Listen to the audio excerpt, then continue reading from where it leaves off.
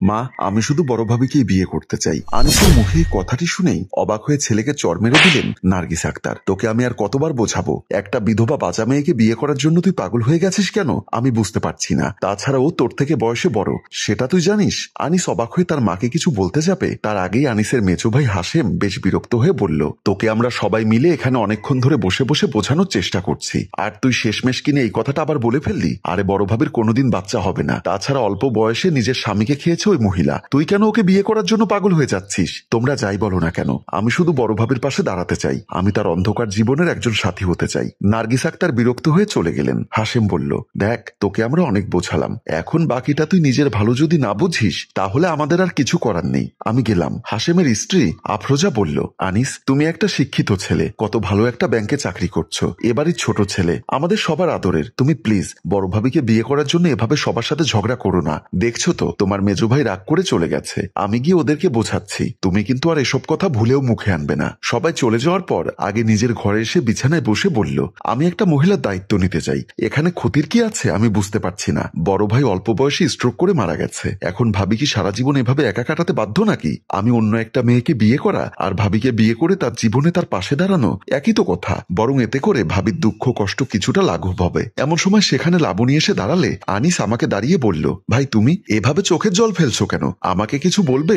ভাই তুমি আমাকে আমার বাপের বাড়ি দিয়ে আসতে পারো, আমি আর এই সংসারে থেকে তোমাদের বোঝা হতে চাই না। কি বলছো ভাবি? এটা তোমার স্বামীর বাড়ি, এখান থেকে তুমি কেন চলে যাবে? আর তাছাড়া আমি সিদ্ধান্ত নিয়েছি আমি তোমাকে বিয়ে করব ভাবি। লাবণী তাকে থামিয়ে বলল, প্লিজ তুমি আর এই কথাটা বলবে না, আমি তোমার থেকে বয়সে বড়, তাছাড়া আমার মতো একটা বিধবা বাঁচা মেয়েকে বিয়ে করে তোমার জীবনটা নষ্ট করতে কেন চাইছো? আমার জন্য তোমার পরিবারের সবার চক্ষুশূল হইও না। আনিস এবার বড় ভাবির হাত ধরে বলল, আমি তোমাকে খুব ভালোবাসি ভাবি, আমি তোমাকে বিয়ে করে তোমার দায়িত্ব নিতে চাই, তোমাকে দিনরাত এভাবে চোখের জল ফেলতে আমি আর দেখতে পারছি না। লাবণী অবাক হয়ে আনিসের হাত ছাড়িয়ে সেখান থেকে চলে গেল। এদিকে বাহিরে থেকে এতক্ষণ সবকিছু দেখলো আফরোজা, সে লাবণীর পিছু পিছু তার ঘরে গেল। লাবণী নিজের ঘরে গিয়ে বিছানায় বসে কান্নায় ভেঙে পড়ছে। এমন সময় আফরোজা এসে বলল, ভাবি তুমি এই কাজটা না করলেও পারতে, আনিস ছেলেটা একটু সাদাসিধা ভদ্র, তাই বলে তুমি ওকে শরীরের মোহে ফেলে ওকে তোমার রূপ দেখিয়ে কাবু করে এভাবে বিয়ের জন্য পাগল করে দেবে? ছি, তুমি এসব কি বলছো বলো? আমি কিছুই করিনি, তাছাড়া আমি নিজেই ওকে বারবার নিষেধ করেছি আমাকে নিয়ে এসব চিন্তা ভাবনা বাদ দেওয়ার জন্য। আমার মতো একটা বিধবা বাঁচা মেয়েকে বিয়ে করে ওর জীবনটা নষ্ট করতে আমি ওকে অনেকবার নিষেধ করেছি, কিন্তু ছেলেটা এখনো একই জিদ করছে, তাই আমি ওকে বলেছি আমাকে বাপের বাড়ি দিয়ে আসতে। আফরোজা মুখ ভেঙচিয়ে বলল, কেন তোমার বাপের বাড়ি বুঝি তুমি চেনো না নাকি? এর আগে কখনো একা যাওয়া আসা করনি? আনিসের কেন তোমাকে দিয়ে আসতে হবে শুনি? এইসব হচ্ছে ওর সাথে একা সময় পর বাহানা, যাতে করে তুমি ওকে আরো তোমার জাদুতে আচ্ছন্ন করতে পারো। লাবণী অবাক হয়ে বলল, তুমি আমাকে ভুল বুঝছো বোন, থাক এইসব কথা এখন বাদ দাও, যদি তুমি এতই ভালো হয়ে থাকো আর আনিসের ভালো চেয়ে থাকো তাহলে কাল সকালের আগেই তুমি এখান থেকে চলে যাবে, তোমার এই অপয়া মুখ যেন আমাদেরকে দেখতে না হয়। আফরোজা চলে গেলে লাবণী তার চোখের জল মুছে নিজের ব্যাগ গুছিয়ে নিয়ে বেরিয়ে গেল। এভাবে কেটে গেল এক সপ্তাহ। একদিন ড্রয়িং রুমে মন খারাপ করে বসে আছেন নার্গিস আক্তার। এমন সময় তার পাশে এসে এক কাপ চা দিয়ে বলল, কি হয়েছে মা, আপনি কি নিয়ে টেনশন করছেন? দেখেছো বৌমা, এই ছেলেটার জন্য এত ভালো ভালো পাত্রী দেখছি আমরা, কিন্তু কিছুতেই বিয়ের জন্য কাউকে পছন্দ করছে না। এভাবে যদি বিভিন্ন কারণ দেখিয়ে সব পাত্রী রিজেক্ট করে দেয় তাহলে ও কাকে বিয়ে করবে? আপনি ঠিক বলেছেন মা, গতকাল রাতে আপনার মেজো ছেলের সাথে আমি এ বিষয় নিয়ে কথা বলছিলাম, আপনার ছেলেও একই বিষয় নিয়ে চিন্তায় আছে। আচ্ছা বৌমা, ও কি লাবণীকে এখনো ভুলতে পারছে না? ওই বাজা মেয়েটা চলে গেছে এক সপ্তাহ হয়ে গেল, এখনো কি ওর মোহ থেকে বেরিয়ে আসতে পারছে না আমার ছেলে? তোমার কি মনে হচ্ছে না এর পেছনে লাবণীর কোনো হাত থাকতে পারে? আফরোজা কিছু একটা উত্তর দিতে যাবে তার আগেই দরজায় কলিং বেলের শব্দ হলো। আপনি বসুন, আমি গিয়ে দেখি কে এলো। দরজা খুলেই আফরোজার মাথা ঘুরে গেল, কারণ দরজায় দাঁড়িয়ে আছে আনিস ও লাবণী। তাদেরকে দেখে বোঝা যাচ্ছে তারা এইমাত্র বিয়ে করে এসেছে। বাহিরে বৃষ্টি হচ্ছে, ভাবি আমরা কিছুটা ভিজে গেছি, আমাদেরকে ভেতরে আসতে দাও। আফরোজা বলল, ছি ছি ছি, তোমাদেরকে এত বোঝানোর পরেও তুমি এই মহিলাকে বিয়ে করতে পারলে কি করে? মা আসুন দেখে যান আপনার ছেলে কি করেছে, আপনার মুখের কথাই দেখছি সত্যি হয়ে গেল। নার্গিস আক্তার দৌড়ে এসে এই দৃশ্য দেখে অবাক হয়ে বললেন, হায় আমার কপাল, আল্লাহ তুমি এই দিন আমাকে দেখানোর আগে কেন মৃত্যু দিলে না? আমার শিক্ষিত সুন্দর ছেলেটা একটা বিধবা বাজা মেয়েকে বিয়ে করে নিল। ছি ছি, আম্মু তুমি কেন এমন ভাবে রিয়াক্ট করছো? আমি তো আর ভাইয়া থাকতে ওর সাথে কোনো কিয়া করিনি, তাই না? আমি তো বিয়ে করে ওর দায়িত্ব নিয়েছি, এটা তো খুশির কথা। এই মেয়ের সাথে যদি সংসার করতে হয় তাহলে তুই আমাদের সাথে একসাথে খেতে পারবি না, তোর খাবার তোর বউকে রান্না করতে বলবি, আর আমাদের সাথে যেন কথা না বলে, আর তুই নিজেও আমার সাথে কোনোদিন কথা বলবি না। মনে রাখিস, যতদিন এই মেয়ের সাথে তুই থাকবি ততদিন তুই আমার কাছে মরে গেছিস। নার্গিস আক্তার কান্নায় ভেঙে পড়ে নিজের ঘরে চলে গেলেন। মেজ ভাবি, তুমি অন্তত আমাদেরকে বাসায় আসতে দাও, তুমি আমার একমাত্র দেবর, তোমাকে নিয়ে কত স্বপ্ন ছিল আমার, তোমাকে একটা ভালো সুন্দরী মেয়ে দেখে বিয়ে দিব। তোমার মেজ ভাই যখন কথাটা জানতে পারবে তখন কতটা কষ্ট পাবে একবার ভেবে দেখেছো? তোমার বউকে নিয়ে তুমি নিজেই ঘরে যাও, আমি পারবো না কিছু করতে। সবাই এভাবে চলে গেল। আনিস নিজেই মেইন দরজা বন্ধ করে তার স্ত্রীকে ধরে ভেতরে নিয়ে গেল।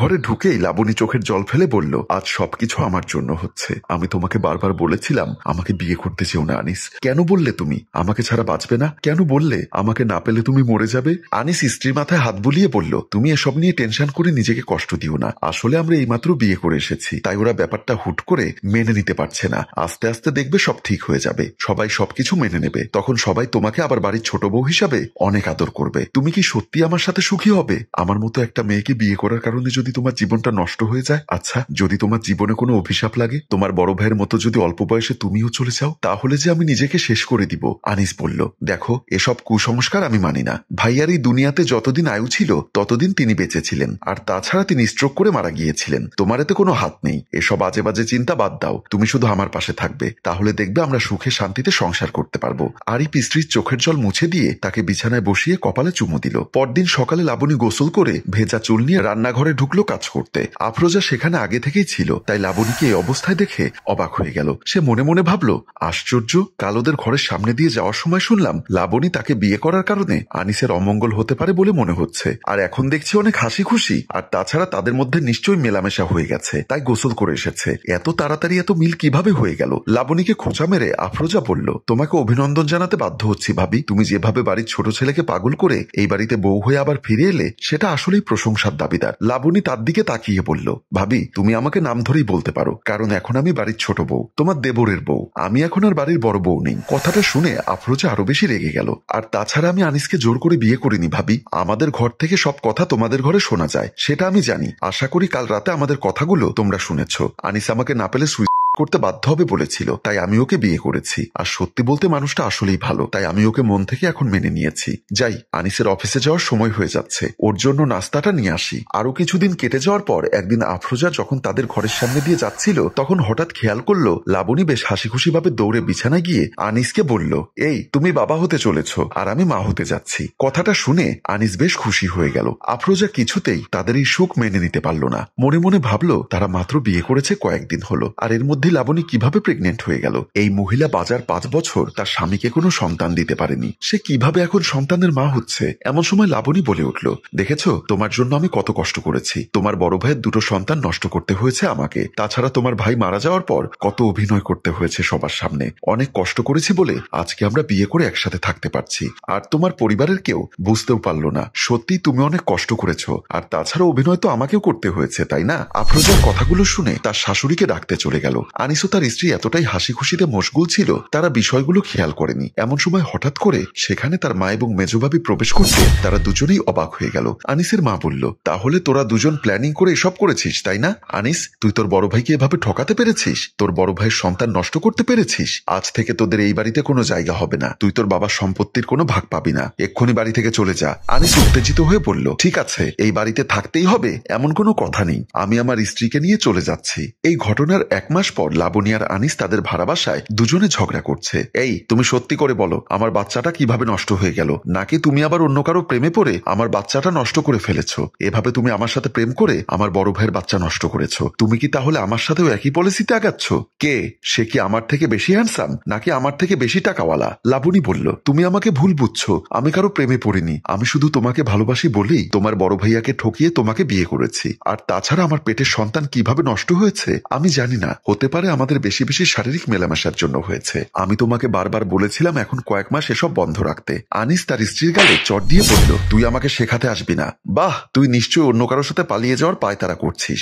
বাজে চরিত্রহীন মেয়ে মানুষ কোথাকার, তোর সাথে আমি আর সংসার করব না বলে আনিস চলে গেল। লাবণী বারবার ডেকেও আনিসকে ধরে রাখতে পারল না। তখন সে কাঁদতে কাঁদতে সত্যিই বুঝতে পারল কাউকে ঠকিয়ে কেউ কখনো সুখী হতে পারে না। সম্মানিত ভিউয়ার্স, কাউকে ঠকিয়ে কেউ কখনো আসলেই সুখী হতে পারে না, তাই কারো হক নষ্ট করা উচিত নয়। গল্পটির রচনায় অভিক, পরিচালনায় HM কানন ও চিত্রগ্রহণ ইপ্তি হুসাইন এবং সম্পাদনায় আলমগীর। ধন্যবাদ।